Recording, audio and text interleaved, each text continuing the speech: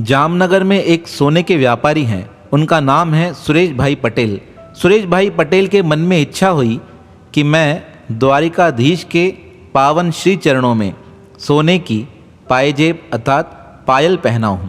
ऐसा सोचकर उन्होंने अपने कारीगरों को बुलाया और उनसे कहा, यह 50 ग्राम सोना है, बहुत सुंदर सी पायल बनाकर देना। मैं दिवाली के दूसरे दिन द्वारिका धाम जाऊंगा, वहाँ भगवान को भेंट करके आऊँगा। द्वारिका और जामनगर की दूरी मुश्किल से समय सीमा के अनुसार 2.5 से 3 घंटे के मध्य है। अब कारीगर वह सामान लेकर गए और उससे आभूषण बनाना प्रारंभ किया। 1 महीना लग गया और धनतेरस के 3 दिन पहले वह कारीगर आए और कहने लगे, सेठ जी, आपने जो पायल बनवाई थी वह बनकर तैयार हो गई है। सेठ जी ने वह पायल देखी, बहुत प्रसन्न हुए। कहा, प्रभु, बहुत समय से मन में यह उत्कंठा थी कि मेरे दुकान से कुछ ऐसी वस्तु आप ग्रहण करें जिससे कि मेरा भाग्य जागृत हो जाए। अब पायल को देखकर सेठ जी ने वह पायल एक गले में छुपा कर रख दी। धनतेरस का दिन आया, बहुत से लोग सामान लेने आए। जिस प्रकार खरीदारी होती है उसी प्रकार खरीदारी हो रही थी।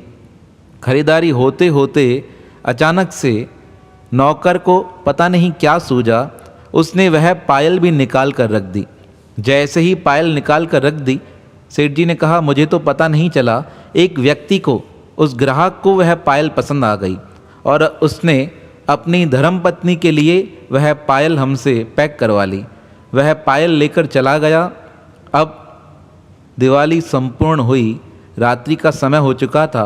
मैंने कहा, प्रातःकाल मैं जाऊंगा, और अपना जैसे ही गल्ला खोला, उस गल्ले के अंदर वह पायल मुझे मिले ही नहीं।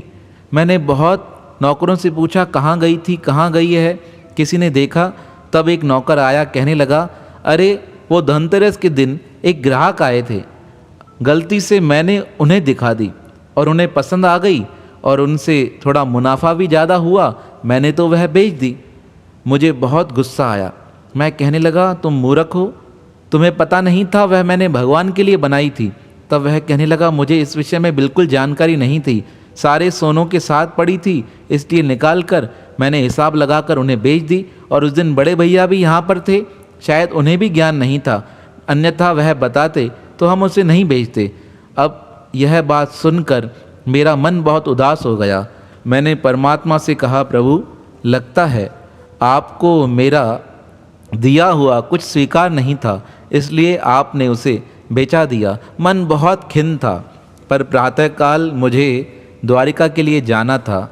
यह सोचकर मैं घर आया। धर्मपत्नी ने कहा, दिवाली का पूजन है, दिवाली की पूजा करो।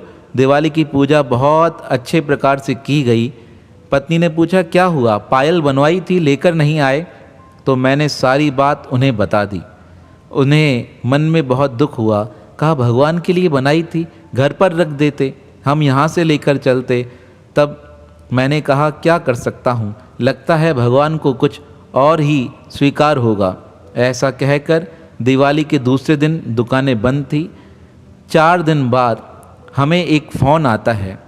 वह व्यक्ति फ़ोन करके बोलता है, हमने धनतेरस के दिन आपके यहाँ से कोई सामान लिया था, लेकिन उस सामान में कुछ मिस्टेक लग रही है, हम चाहते हैं उसे बदलाना और उसके बदले में कुछ और सामान चाहते हैं। तो मैंने फ़ोन पर कहा, 2 दिन बाद आ जाना, जब दुकान खुलेगी आप आइएगा, हम उस सामान का हिसाब कर लेंगे। 2 दिन बाद वह व्यक्ति दुकान पर आए और जैसे दुकान चालू हुआ, नौकर सारा काम संभाल रहे थे। दिवाली का इतना बड़ा कार्य पूरा हुआ था, सब कुछ सामान संभाल के रखा जा रहा था।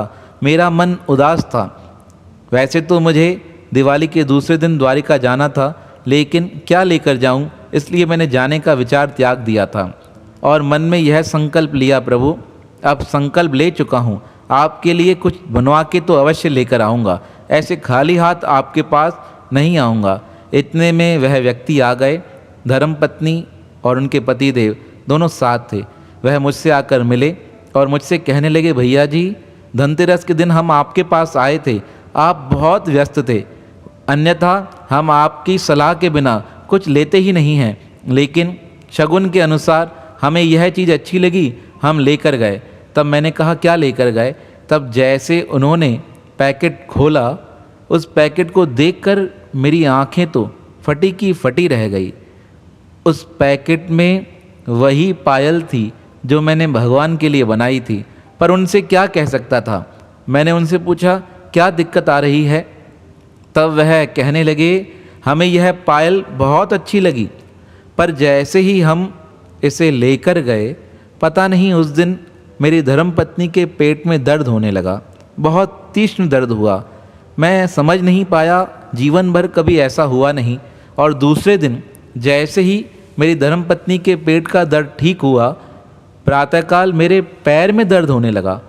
मैं सोचने लगा क्या बात है, इतना भयंकर पैर में दर्द हो रहा है, क्या हो रहा है? डॉक्टर को बुलाया, दवाई ली, मेरा पैर ठीक हुआ।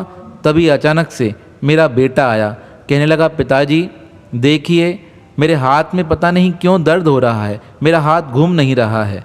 जब इस प्रकार 2-3 बातें घटित होने लगी, तब मुझे किसी ने कहा कभी कभी कोई गोल्ड किसी को फलीभूत नहीं होता है, तुम कुछ लेकर तो नहीं आए हो? हमने कहा हम तो लेकर आए हैं, पर हमने इस बात पर भी ध्यान नहीं दिया। 2 दिन व्यतीत हो गए। रात्रि को मैं सो रहा था, तभी अचानक से कुछ ऐसा घटित हुआ कि हो सकता है आप यकीन नहीं कर पाओगे। और मैं भी शांति से सब उनकी बातें सुन रहा था, क्योंकि तो मुझे तो पता ही था कि यह पायल किसके लिए बनाई गई है। वह व्यक्ति बताने लगा कि रात्रि को मैं सो रहा था, तभी स्वप्न में मुझे द्वारिकाधीश के दर्शन हुए। वह द्वारिकाधीश अपने चरण